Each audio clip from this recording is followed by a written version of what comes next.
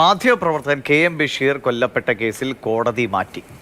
അഭിഭാഷകന് അസൗകര്യം അറിയിച്ചതിനെ തുടർന്നാണ് കോടതി കേസ് മാറ്റിയത്. പ്രതി ശ്രീറാം വെങ്കിട്ടരാമന്റെ ഹർജി അനുവദിച്ചുകൊണ്ടാണ് തീരുമാനം. ഇനി വിചാരണ നടക്കുക തിരുവനന്തപുരം 4ാം അഡീഷണൽ സെഷൻസ് കോടതിയിലായിരിക്കും.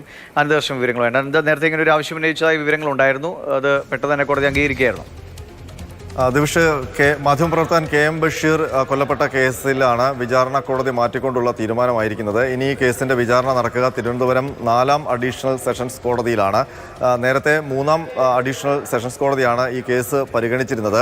കേസിന്റെ വിചാരണ നടപടികൾ ആരംഭിക്കാനിരിക്കെയാണ് ഈ കേസിലെ ഏക പ്രതിയായ IAS ഉദ്യോഗസ്ഥൻ ശ്രീറാം വെങ്കിട്ടരാമൻ കോടതി മാറ്റണമെന്ന ഹർജിയുമായി കോടതിയെ സമീപിച്ചത്.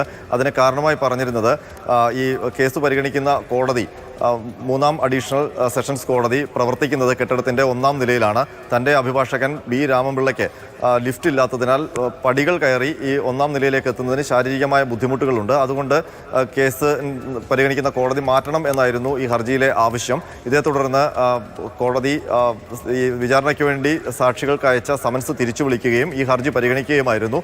ഇതിൽ കാര്യങ്ങൾ ബോധ്യപ്പെട്ട ശേഷമാണ് കോടതി ഇപ്പോൾ മാറ്റിക്കൊണ്ടുള്ള തീരുമാനം എടുത്തിരിക്കുന്നത്. ഇനി വിചാരണ നടക്കുന്ന 4ാം അഡീഷണൽ സെഷൻസ് കോടതി പ്രവർത്തിക്കുന്നത് താഴത്തെ നിലയിലാണ്.